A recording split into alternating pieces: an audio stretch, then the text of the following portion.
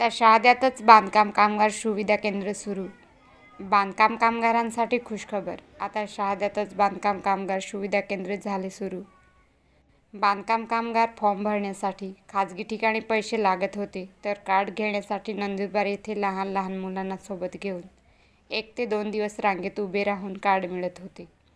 महिलांचे हाल होऊ नये यासाठी वारंवार आम्ही बातम्या लावल्या असता महाराष्ट्र इमारत व इतर बांधकाम कामगार कल्याणकारी मंडळ मुंबई यांनी दखल घेत शहाद्यात प्रकाश रोड साईबाबा मंदिर जवळ महाराष्ट्र शासन कामगार विभागामार्फत बांधकाम कामगार सुविधा केंद्र सुरू करण्यात आले असून नवीन नोंदणी, रिन्युअल तसेच मंजूर असलेल्यांना स्मार्ट कार्ड देण्यात येत आहे.